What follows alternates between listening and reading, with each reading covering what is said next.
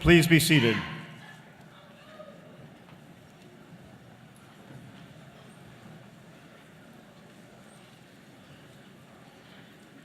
I'm going to step out of protocol for just a second and ask that all active service members and all veterans please stand. I know there's veterans out there. Let's give them a big hand for their service to our country.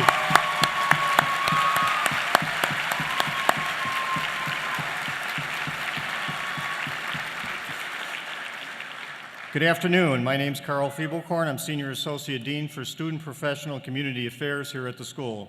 We welcome you to the School of Pharmacy and Pharmaceutical Sciences 171st Divisional Commencement. Professor Philip Glick, Mace Bear, Chairman of the University Faculty Senate and Professor of Surgery and Management, will officially open the ceremony. Dr. Glick. Thank you, Trustee Lewin, President Tripathi, and the entire platform party. The graduates, the candidates for degrees, the faculty, the staff, and the parents, families, and friends of the graduates and candidates are now assembled. I hereby declare this commencement of the University at Buffalo to be open.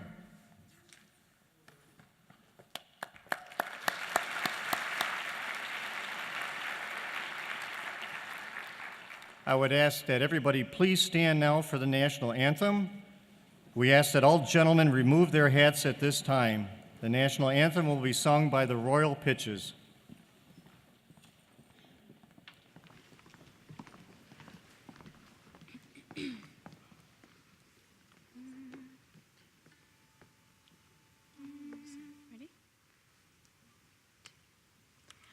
Oh, say, can you see by the dawn's early light what so proudly we hailed at the twilight's last gleaming, whose broad stripes and bright stars through the perilous fight o'er the ramparts we watched were so gallantly streaming, and the rocket's red glare, the bombs bursting in air, gave proof through the night that our flag was still there.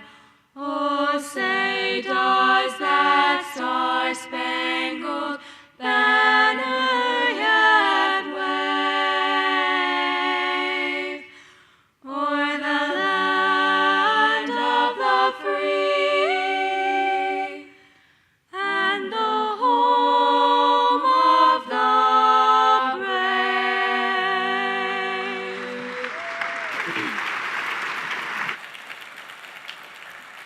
Thank you. You may be seated. I am pleased to introduce today's platform party.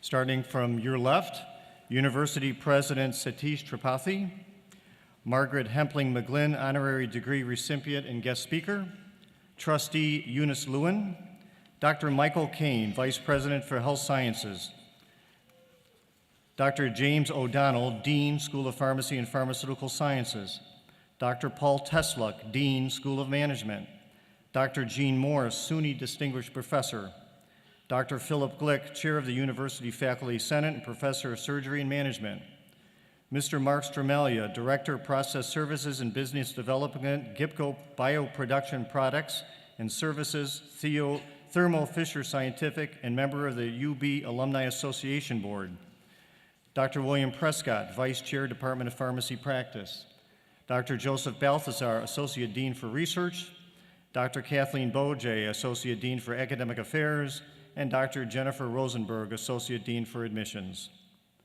It is now my pleasure to introduce University at Buffalo President Satish Tripathi to deliver greetings today.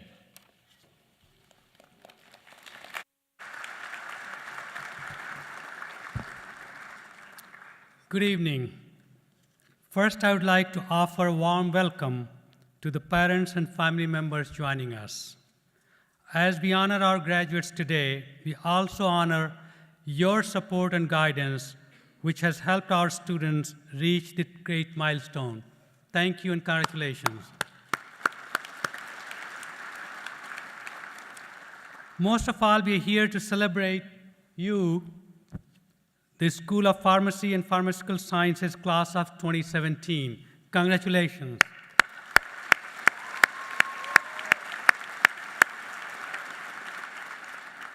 Reaching this milestone is a great personal achievement, but your graduation is deeply meaningful in a public sense as well. As UB graduate, what you have learned and discovered here and what you will do with this knowledge has tremendous significance for the communities that you're part of. These communities begin with your own circle of family and friends and extend to your neighborhood, your nation, and the global community. These aren't separate spheres. They are closely connected. You are graduating into a world where the local and the global, the personal and the public increasingly intersect. What happens in the arena of world affairs affects us on a daily basis. The challenges we face personally and as a society has no borders, from economic and public health issues to economic and educational issues to environmental concerns impacting the future of our planet. These problems are multifaceted and complex, spanning the globe and cutting across a wide range of disciplines, fields, institutions, and communities. So now more than ever, we need ideas, solutions, innovations, and collaborations that transcend borders of all kinds, geographic, cultural, disciplinary, and ideological. We need globally minded citizens who are ready to come together to tackle these challenges. We need thoughtful, knowledgeable leaders who bring both proven experience and an open mind to the forefront. We need pioneering problem solvers who reach beyond their immediate frame of reference to embrace and learn from many different points of view. That is where you come in. Your UB education has prepared you for exactly this kind of engaged global leadership. It has prepared you to engage with and empathize with others, to recognize our shared humanity and common concerns despite cultural and geographic differences. It has emphasized the importance of building bridges across borders in order to solve the challenges that transcend borders. UB, as a large internationalized university whose members come from all over the world, mirrors the complexity of the world around us through our ideological and cultural diversity. And as a core element of our mission as a public research university, we are committed to ensuring that our ideas and discoveries make the world around us a better place, from our local neighborhood to our global community. As citizens, you are perhaps the most powerful embodiment of our university's mission. As UB students, you have already begun responding to global challenges, working directly with faculty and scholars who are leading the conversation in and beyond their fields. You have contributed to solutions and discoveries that change how the world approaches threats to public health and healthcare. You and your classmates will have a powerful global impact as pharmacists, pharmaceutical researchers, and healthcare experts. You have already demonstrated that by educating local school children about poison prevention, improving outcomes for people with liver disease, and working to create a new cancer-fighting drug. Now, as UB graduates, you are part of a long-standing UB tradition, joining a global network of 250,000 alumni in nearly 150 countries around the world.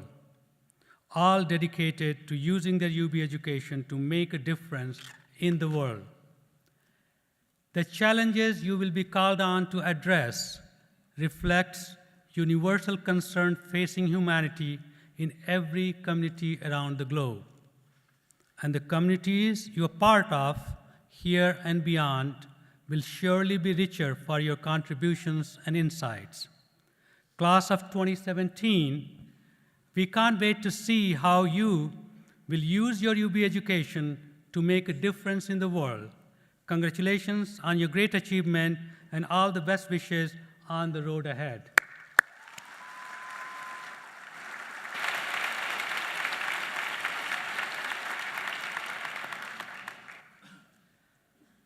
We take time at commencement to recognize noteworthy achievements of members of larger UB community. Traditionally, we award State University of New York honorary doctoral degree to distinguished individuals whose accomplishments and contributions are of a special significance to UB and Western New York.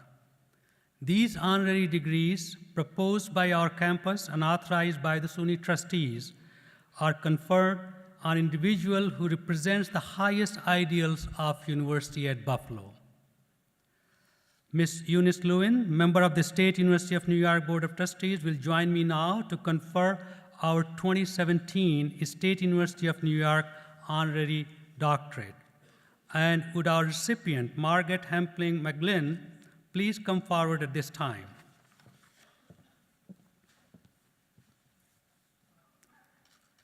At the international forefront of the pharmaceutical industry, Ms. Margaret Hemp Lling McGlynn is an esteemed UB alumna, graduate of both Pharmacy School and School of Management, who has focused her research and advocacy on many critical global issues, including the development of an HIV vaccine, as well as the genetic disease Homocystinuria. Ms. McGlynn is founder of the Hemp Lling Foundation for Homocystinuria Research, former Chief Executive Officer of the International AIDS Vaccine Initiative, and former President of the Global Vaccine and Infectious Disease Division at Merck. Ms. McGlynn has helped improve the lives of people around the world by promoting expanded access to life-saving medicine and vaccinations, and by advocating for and implementing an innovative access program to prevent rotavirus disease, as well as historic campaign to protect women from cervical cancer. Currently serving on the boards of 3 companies seeking treatment for rare diseases, and as the chair of the board of HCU Network America, Ms. McGlynn also remains connected to the Buffalo community. She serves on the Buffalo Bio Network, an advisory board that supports life sciences startups from Western New York, and an advisor to Abcombi Biosciences, a vaccine startup company affiliated with UB. Maintaining close ties with the UB community as well, Ms. McGlynn has generously supported her alma mater, participating on the Dean's Advisory Council of both School of Pharmacy and Pharmaceutical Sciences and the School of Management. In 2006, she established the Edward J. Hemp Lling Community Pharmacy Education Fund in honor of her late father, also a graduate of UB School of Pharmacy and Pharmaceutical Sciences. In recognition of Ms. McGlynn's dedication to promoting and encouraging innovative life sciences research in Buffalo and across the country, and the profound impact that this work has on people around the world, the University at Buffalo is privileged to confer upon her, on behalf of the State University of New York, a 2017 honorary doctorate in science.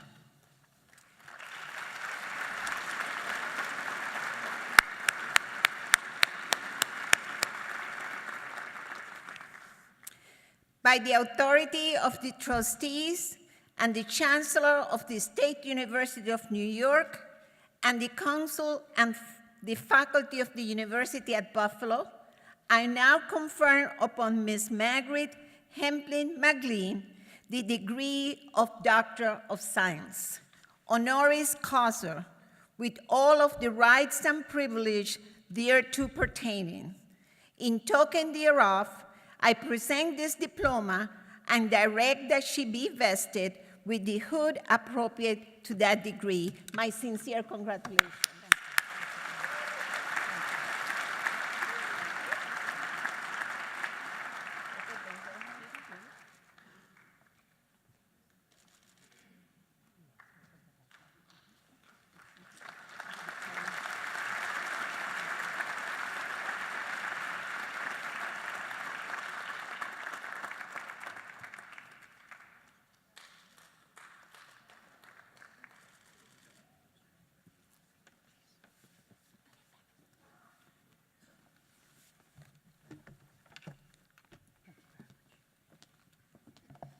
Well, thank you, President Tripathi and Ms. Lewin. I am a bit overwhelmed right now, which my family knows rarely happens, but that's all right, I can still talk, so you do have to suffer through a few moments of my comments. Well, I'm very honored and appreciate the support of the State University of New York, the trustees, President Tripathi, Dr. O'Donnell for this honorary doctorate award. It means the world to me to have a university I so greatly admire and respect recognize the contributions that I have made to pharmacy, science, and most importantly, people over the course of my career. But all of this was enabled by the exemplary education and inspiration that I received here as a student of both the School of Pharmacy and the School of Management. And congratulations to those of you on the stage today, the class of 2017, or as I can now say, my fellow alumni. It's truly an honor to also be asked to give this commencement address. So it's hard to believe it's actually been 35 years since I was sitting on the stage, not in this beautiful building because it didn't exist, but I remember my graduation day. And I probably had the same thoughts running through my head that all of you graduates have today. Excited to finally be finished, eager to get out into the world and earn a real living, enthusiastic about what the future might hold, but also a little anxious. And you may be wondering, as I know I was, what do I do with the rest of my life? What do I do with this great education that I've received? And how do I really want to make an impact? What do I want this to lead to? Well, I've got some thoughts I'd like to share with you. My advice is that you actually begin with a different question. You begin with the question, what is it that inspired you to enter the field of pharmacy or pharmaceutical sciences? Well, that's an easy one for me to answer. There were two things that inspired me to enter pharmacy.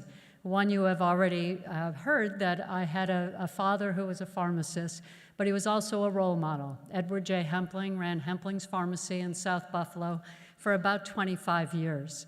But I also had inspiration from two sisters, Judy and Susie Hempling, whose tragically short lives demonstrated to me the importance of having medications available to treat all diseases. Well, I often say I grew up in a pharmacy. My father, after graduating in 1950, operated his pharmacy, and I spent a lot of time there as a child, at first shoveling snow, taking deliveries, etc., but eventually officially working there starting at age 14. Well, I worked there for the next 10 years, as did my siblings in the audience and my cousin Mike, whose daughter Lauren is graduating. I worked there, and I really was impacted by that. I was fascinated with medicine and the impact that it had on people. So it wasn't surprising that I came to this school expecting to someday run my father's pharmacy. Well, I learned a lot in that pharmacy about the business of running a pharmacy, but I learned even more about the business of life. Those years in Dad's pharmacy taught me that the most important thing any of us can do is make a difference in the lives of others. My father passed away 12 years ago, and my mother, Peg Hempling, who's here with us tonight, who also helped to run the pharmacy. Between the two of them, they made a difference for so many people in the community in so many ways. And they showed me that business, but especially the business of pharmacy, is really all about people. Well, I learned that the business of pharmacy is all about people When I saw the faces of customers who were just given a medication that may actually cure their illness. But I also learned it when I saw the faces of people that were told there really isn't anything to deal with your serious illness. I learned it when I saw the faces of customers who didn't have enough money to pay for their prescriptions. Well, my father always extended credit, knowing many would never be able to pay. I learned it when I heard my father get up in the middle of the night because he needed to fill a prescription for a sick child. And I learned it when I saw how much more both of my parents cared about people than they did about making a profit. Well, I was inspired by their example to do the same and use whatever skills and abilities I had, not only to perform the role that I was taking on, but to make a real impact in the world, to seize opportunities, to advance to the next level and make a lasting impact. Well, I've been fortunate to have those opportunities to do just that. An internship at Merck while I was here at pharmacy school helped me discover a place where I believed I could make a big difference, helping to bring new medicines to market that could help millions of people around the world. After 26 years at Merck, I had an opportunity to lead a not-for-profit research organization that was focused on developing an AIDS vaccine. AIDS is still a devastating illness to communities, to families, especially in the developing world. And today, through my role as founder and president of the board of a rare disease research and advocacy organization, I have an opportunity to pursue what may in fact be my life's mission, and that is to come up with a treatment for the rare genetic disease I lost my sisters to. So over the course of my career, I have tried to use those opportunities in a way that would make my parents and ultimately my children, who are also here today, proud, and I'm sure all of you are intending to do just the same. Proud not because of the titles I've held or the money I've earned, but proud because I've helped to bring important new products to people that really needed them, to help them live longer, healthier lives. Proud because there were fewer people on the other side of that pharmacy counter being told, sorry, there is no medication to help your or your child's serious illness. Proud because I've been able to offer patient assistance programs to make sure that no one has to go without their medications because of an inability to pay, just like I know my father would have done.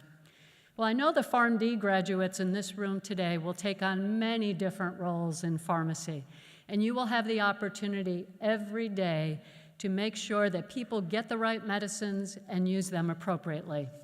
Your expertise may really make the difference as to whether someone is able to survive a serious illness. As you know, there will be many obstacles that get into your way. We do not have a perfect system.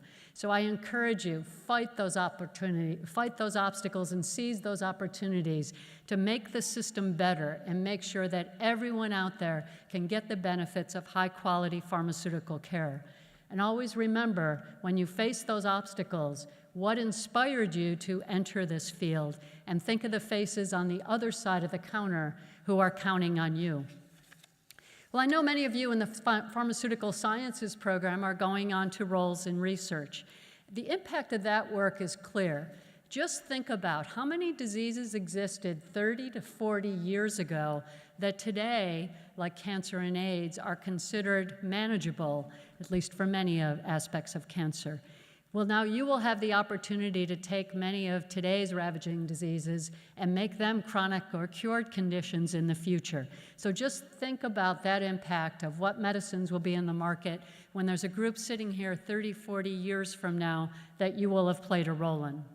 Well, pharmaceutical researchers, I can tell you from firsthand experience, also face many obstacles along the way to getting a new therapy to market. Just about every product that I have been involved in has hit an obstacle along the way that could have killed the project, a real roadblock. Well, the difference between whether that product is able to move ahead or not is a scientist like you who has the expertise and the passion to overcome that obstacle and get it back on track. And I assure you, you will ultimately be rewarded when you see the faces of the patients or their loved ones when you do get that new therapy to market.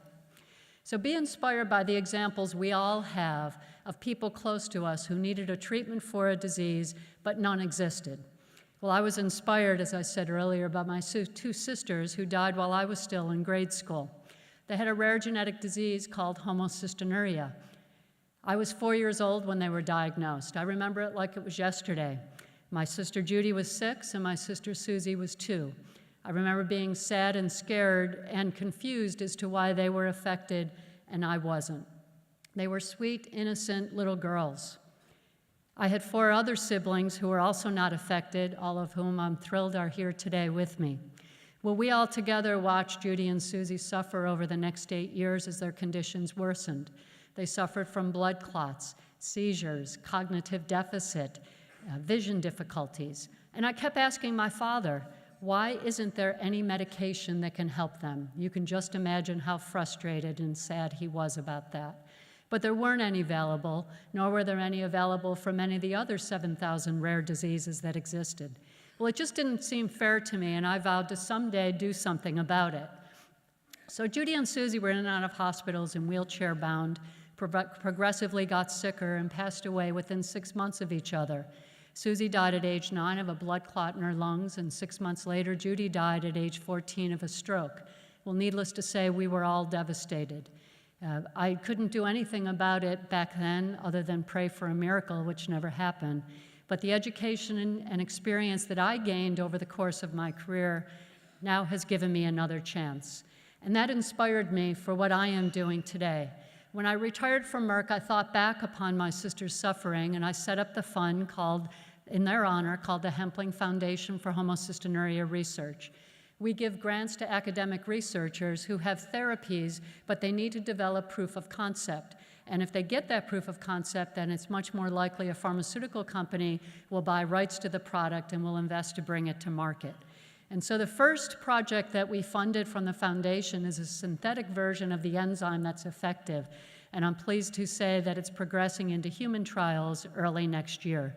And we're continuing to look for other therapies, and our goal is to get as many treatments on the market as we can for this disease. So I can't turn back the time to do anything to help Judy and Susie, but my hope is to prevent the next generation from suffering like they did. So for those of you entering pharmaceutical research, just remember the Judys and Susies out there who need you to do your part to overcome the obstacles to get new therapies to market. So I had all of these opportunities due to the education and inspiration that I received here, and also due to the tremendous family support. And I know you have that as well, as I see these many excited and proud faces in the audience.